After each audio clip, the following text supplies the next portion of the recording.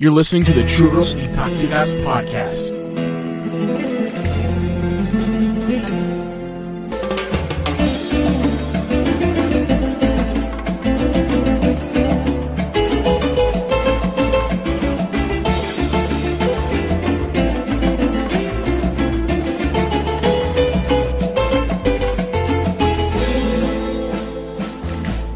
Hello and welcome to the Churros y Tácticas Podcast. This is your host, Kiyan Sobhani. Join me on the very first Churros y Tácticas Podcast of 2018 Wow. is Diego Llorijn. How I are you didn't doing, realize. Diego? What an honor. What an honor. 2018 Churros y Tácticas still going strong and all that's up ahead. I'm really excited. New year, new hashtag CYT. And I'm doing good, Kiyan. Doing very, very good. Very excited, as you can imagine. Why are you excited? Excited because Barca's top of La Liga. 16. Let me repeat that. 16 points clear over our arch enemy, Real Madrid. Who would have thought? My goodness. And today, I just came back actually from attending the official unveiling of our newest superstar in Felipe Coutinho. Superstar. So, I think so, man. I mean, well, look, we'll get into that. But at 160 million, he better be. You know what I'm saying? So, This is true. I'm excited. I'm excited that, How things was the are just unveiling? You going went to good. the press conference, or was it the one where he juggles? Oh man, yeah. I'm one of the masses. I'm not there yet. No VIP access, no press conferences. Just waiting in line outside the Camp Nou, and queuing up accordingly and sitting in the stands and trying to get a glimpse of this 160 million euro player that we just acquired. But so the real question is, how was his juggling ability? Was it good? yeah, well, listen, funny you mention that because I addressed that on, I was live streaming for D-Spot and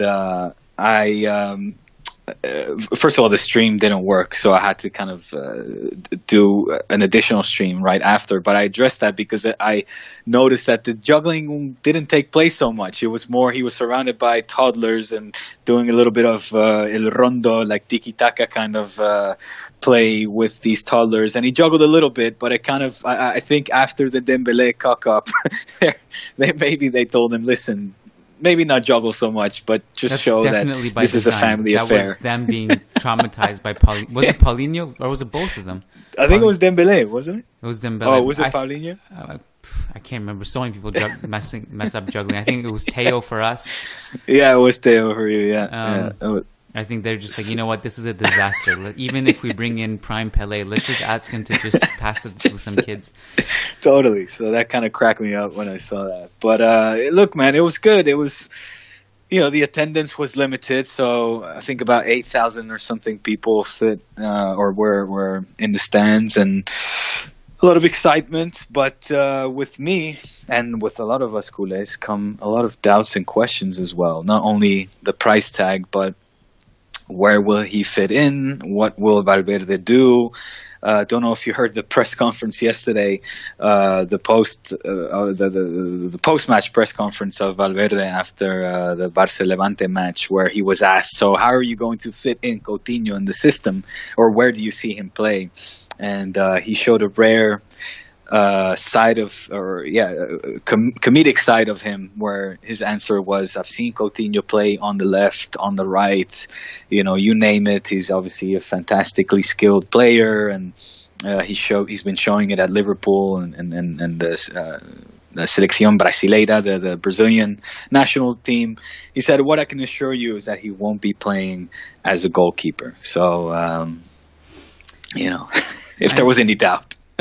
The fit question is interesting. I think we'll get into that, but yeah, I think you can kind of separate this into different discussions. One is if you pretend finances, like that whole thing didn't exist.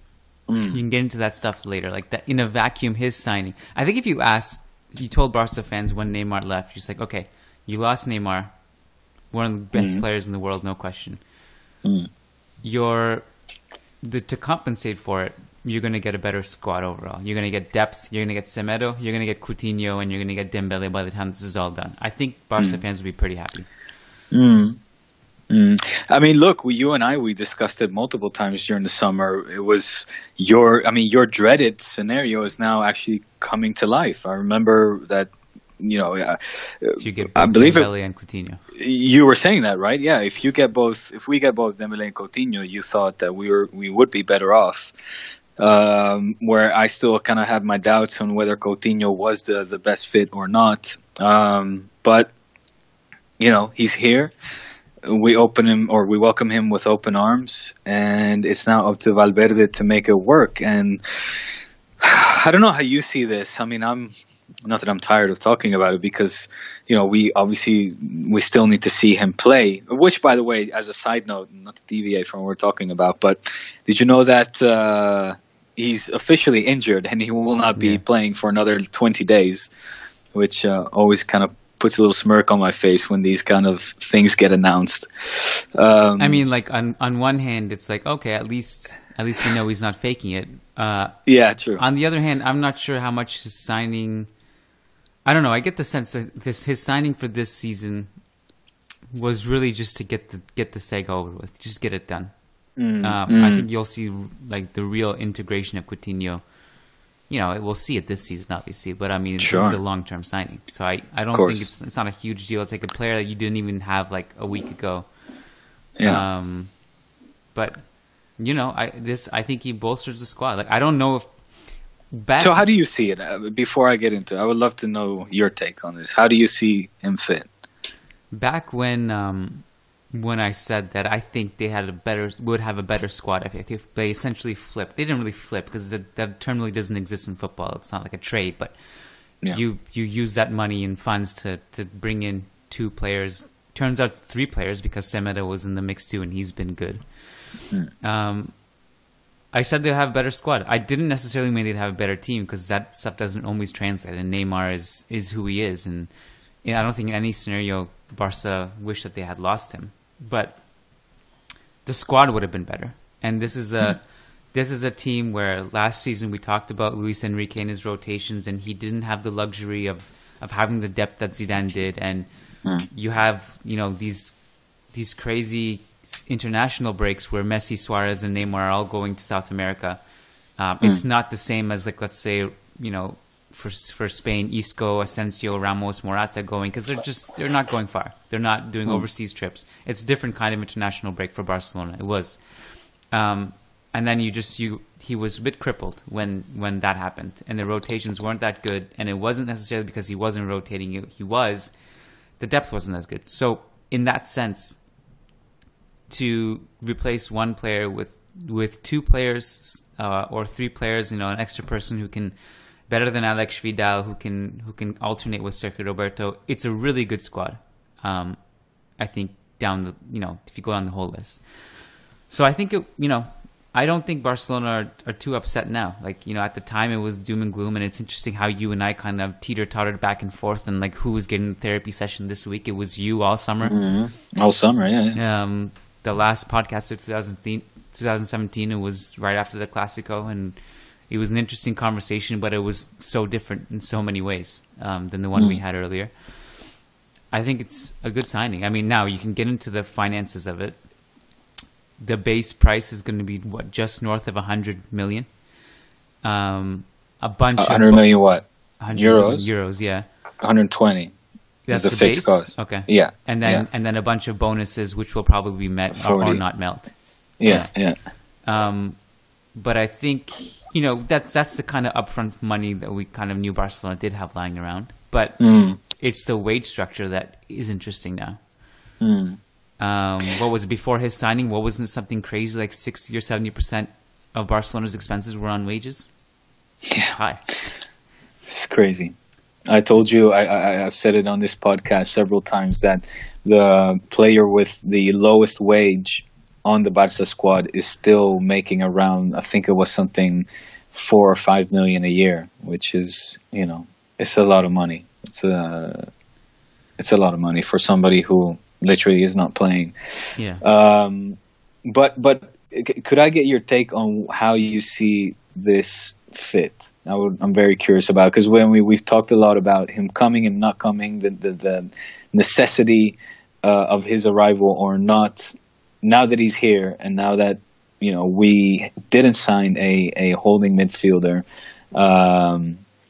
which I think you and I both also agreed in the past is obviously a player that a holding or a kind of possession-minded midfielder is more Barca style, and you're looking at players like Artur, who was mentioned over and over again from Gremio.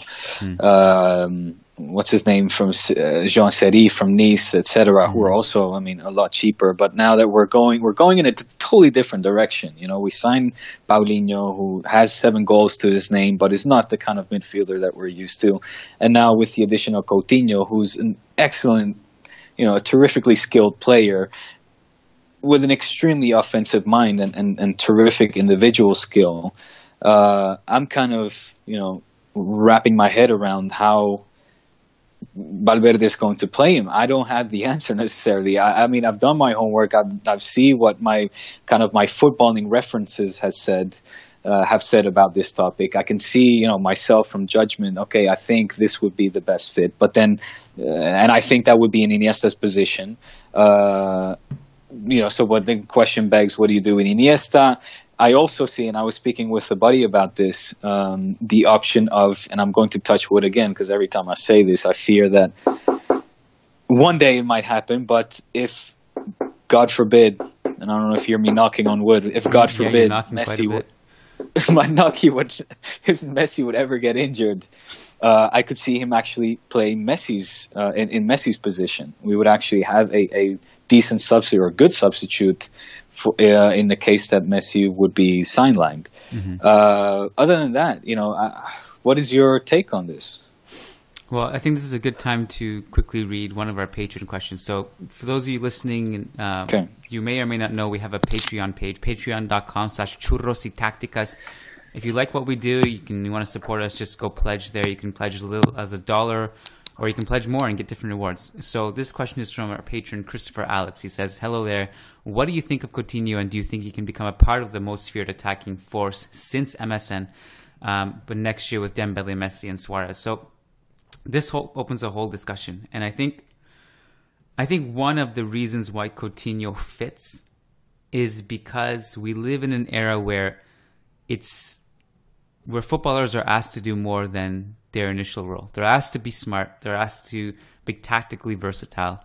We grew up in an era in the late 90s and early millennium where you had traditional positions, the 9, the 10, the 4, the 6, the 3. And that's what they did. Like Makelele was in many ways a one-dimensional monster who no one could get past. And then you had like the traditional 10, so many great players in that position. The 9, like, the Van Nistelrooy, and like, I think one of the reasons Real Madrid were so successful last year was because they had players who were versatile. You had Isco, who could play in the midfield. He could play up top in a more advanced role. Ronaldo switching over to the 9 when needed, etc. I think sometimes the discussion about Coutinho has been a bit overcomplicated when it doesn't need to be, because he helps in a lot of ways. I don't like if every single person is fit and it's a do or die game in the Champions League. That the question is basically, where does Coutinho fit? And I think it would probably be in the Rakitic role if someone had to be benched. But I think what's interesting, just because I don't think like if Iniesta, I think Iniesta you rest him in the smaller games. I don't think in a big game you want to rest him. That's my opinion. Coutinho can fill in for injuries. The season is long; it's taxing. He can, if you're looking at immediate impact, he can provide rest for Rakitic and Iniesta and save those two for the Champions League, right? Of course. But he can fill in the front 3 and as well. Like, it was interesting to me because I was looking at the game against Levante on the weekend, and that was Dembele's first start in God knows how long. And what was interesting to me is that Valverde had him basically hugging the right, because this way you don't disrupt all of the success that Alba's had on the left.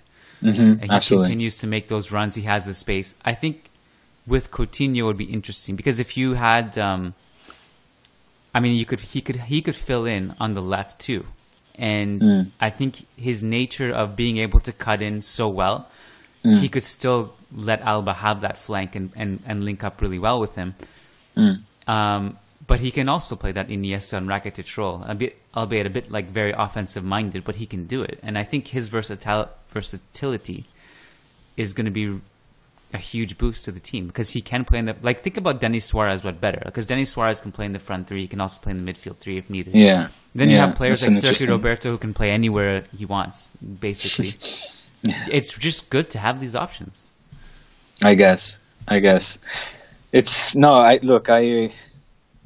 I mean, you echo most of my sentiments, but it's still, and I hope to God, obviously, that it works out, especially now after having made such a serious commitment to this player. I mean, he has to work. In fact, I'll go so far as to say, if Barca, and then I've said this on D-Spot as well, if Barca doesn't win the Champions League within, I said initially 2, but okay, I'll stretch it to 3 years.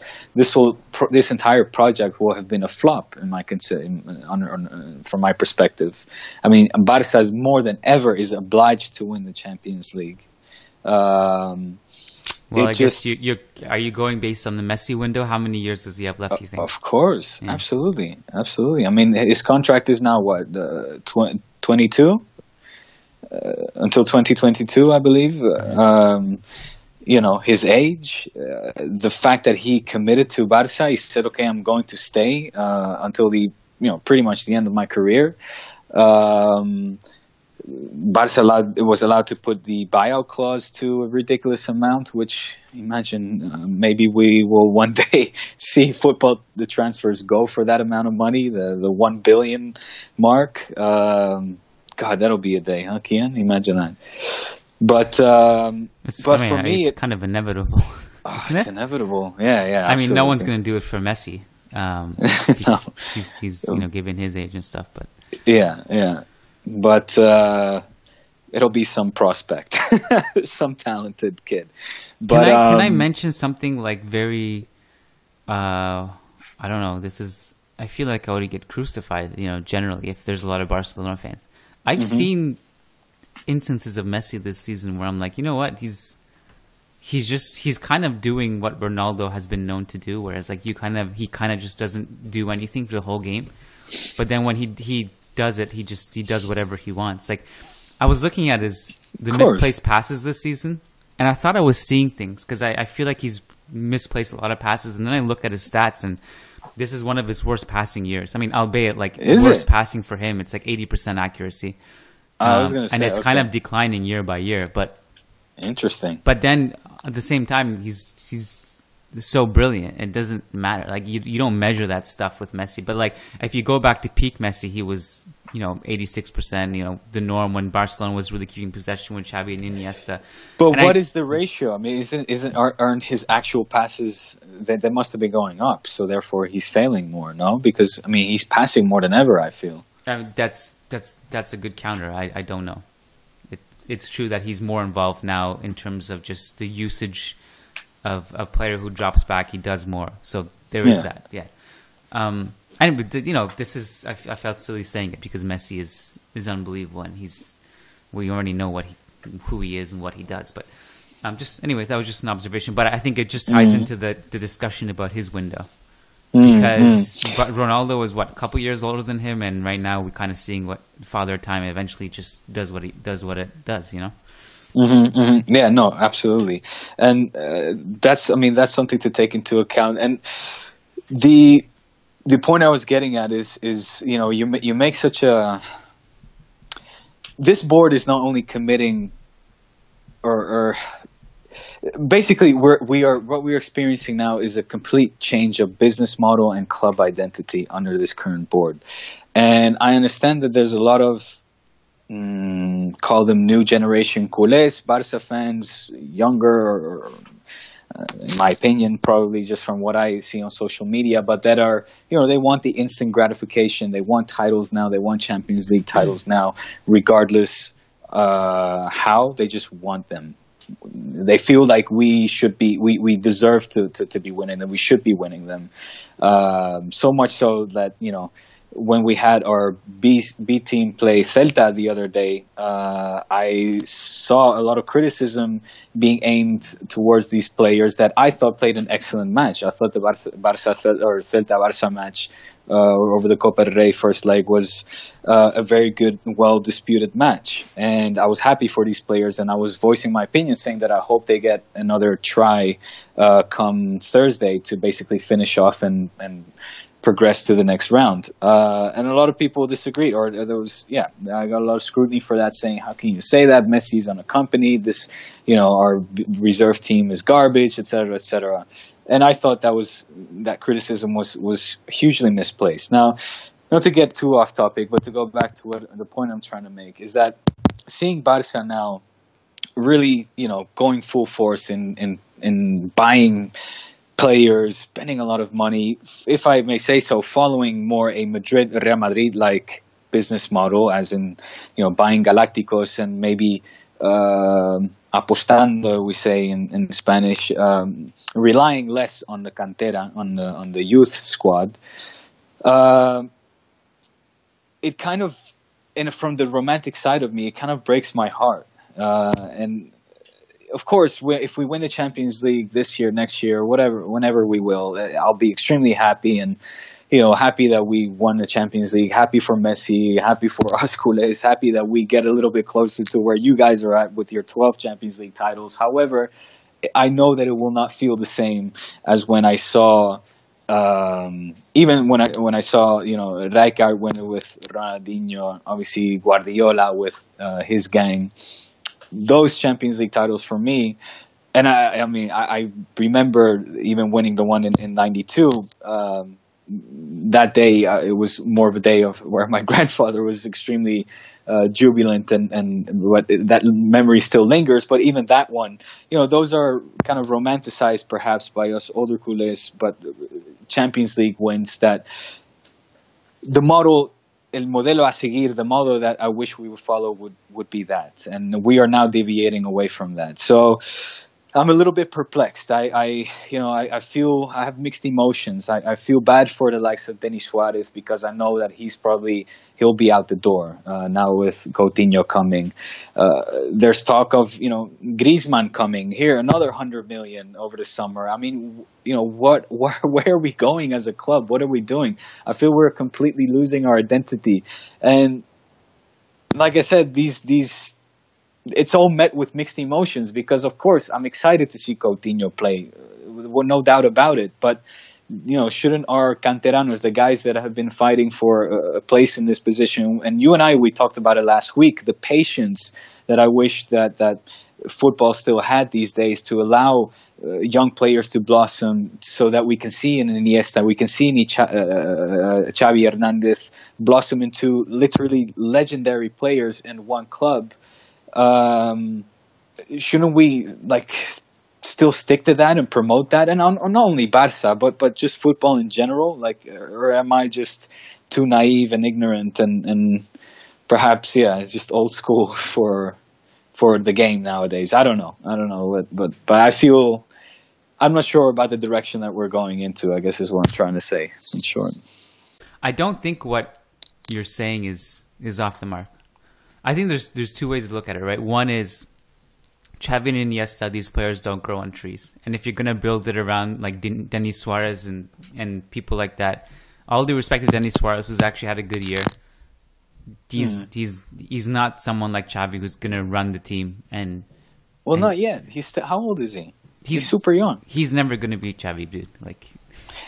But Xavi was brilliant at a very young age. We knew that. We didn't know he was going to be probably the best central midfielder of all time, but we knew he's special. Right. Okay. But I think your point, I think ultimately trophies matter, right? So if Coutinho and Dembele and Messi get you a Champions League, and isn't that what you want ultimately over not winning the Champions League and of course and doing it with the kids? it's not that either model is wrong. It's ultimately which model or which balance or which hybrid model gets you trophies. And I think Gabe and I were talking about this in Managing Madrid podcast last night, because after the Celta match, a lot of it was doom and gloom. Like we extracted like very few positives. One of them was Bale, obviously. Yeah. But then we had to deal with all these questions about signings and stuff. And him and I both were just kind of looking at it and saying, what are these names like Eden Hazard and players like that? What do you think happens to Marco Asensio if Hazard comes, for example? Yeah. I mean, right now, so like let's say in that imaginary world, Isco basically gets benched and Asensio just falls further back. Do you sell one of them? I don't think anyone wants to lose Asensio or wants to see him play less than he's already playing. Yeah. You know, and he's the kind of player you'd like to develop because, in my opinion, I think Asensio has a ceiling just as high as Hazard does. Like, you know, we look at the three most exciting young players in the world in the summertime. It was him, it was Asensio, it was Dembele, and it was Mbappe. Yeah, no doubt. And, you know, that's kind of like how I look at it. And Barcelona has, you know, yeah, I mean, it is interesting to look at it that way. And it is interesting because, you know, me, I obviously don't care what Barca's religion or identity is. But I suppose I understand the sentiment because I can relate in some ways. Yeah. We should take a couple questions because I know we're really short on time. Please now. do, yeah. Okay. Yeah, you're right. One more patron question and then one. I feel like this could needs a part two, and yeah, I'm sorry that again I'm kind of limited on time. We can do a part two. Because we haven't even been able to talk about anything that happened on Liga this weekend, including the Seville derby, which was nuts. Another patron question, then one non-patron question, then we'll wrap it up. Ivan Garcia, patron, says, when Real spends a lot, everybody complains. When Barca spends, you don't hear anyone. When Real buys class players, everybody complains that there's no room for Isco and it's stopping Asensio's development, etc. When Barca does it, nobody complains. Barca has an easier life. It's so interesting that this question is coming after the discussion we just had. Yeah. This is officially the highest spending year of any football club in history, what you guys just did. It's even way more than Real Madrid's famous 2009 season where we got Ronaldo, Kaká, Alonso, Benzema. Yeah. I mean, it's do you think it's a true narrative or you think it's just in the head of Real Madrid fans? I don't. I think it's a Real Madrid fan perspective because there's plenty of criticism from within the camp, you know, me included. Criticism and skepticism, I should say, because, you know, it's kind of the way football is going. So in some ways, everybody's accepted it, but still very skeptical about what is going on. So I think, I wouldn't necessarily agree with what he's saying. Maybe he's talking about the international press, but even there, you know, you see, did you see Pirlo's statement today or yesterday? He said, look, if Van Dijk cost 85 million, then it's only right that a player like Coutinho's cost double the price. So thought that was a kind of funny analogy. He's not wrong. The thing was that we never really truly actually see the correct value of any player. He's always either underpriced or overpriced, and that depends on the market, depends on contracts, situations and demand, all this stuff. But that is kind of is what it is. You had a non-patron question on Twitter, right? Do you want to read that? I'll read it out to you. It comes from one of yours, Kiyan, a Managing Madrid loyal, and obviously Churros y Tácticas loyal. He says it's from Ala Madrid, saying, Diego, I would like to ask Kiyan one question on the podcast, please. Could you ask him who he would drop from the current 18-man squad to include Ceballos on the bench? It's a good question. Look, the entire fan base screams for Ceballos to play, and then the question is, okay, well, we all want him to play. Who do you drop? And I think one of the issues is I believe it's a rule that you have to include 3 goalkeepers, no matter what, which is dumb. Like you should just be allowed to take as many people as you want, 1 goalkeeper, 2 goalkeeper, and then deal with the consequences if they arrive. I can't remember the last time we've seen a 3rd goalkeeper actually make an appearance in a game. It's like, you know, in FIFA when you're doing your squads, you always drop the second goalkeeper because you just don't need him. Yeah, exactly. So, like, for example, Moha was in the squad against Celta. You don't need him. But anyways, the rule is the rule. So you need to take 3 goalkeepers. I think the logical ones, one is Lucas Vazquez, who brings some things to the table, but in my opinion, what he brings to the table is not enough to trump what Ceballos brings. Even though they're different positions, Lucas Vazquez is very much a traditional winger. Ceballos, I think, is versatile enough to play in a scheme where he could play in the attacking third, whether it's a 4-3-3, like just shift the formation a bit and let him play. And probably Mayoral. The other thing is, do you really need, like in this squad we had Nacho, Marcelo, Teo, and Achraf. Do you really need 4 fullbacks when Nacho can cover multiple positions anyway? So it's got to be, for me, like one of the fullbacks needs to sit Lucas Vazquez and or Mayoral and squeeze Ceballos in there. So that's the answer. There you go. Anything else? Should we plan for a part 2? We'll talk about it off air. We have to, yeah. But let's already tell the listeners. I'm definitely willing, and we need to, because there's still so much to discuss. And unfortunately, I have to run. So there will be a part 2, and you and I can discuss one. Okay, thank you, Diego. Appreciate your time, my friend, and let's stay in touch. Okay, Kiyan. Likewise, buddy.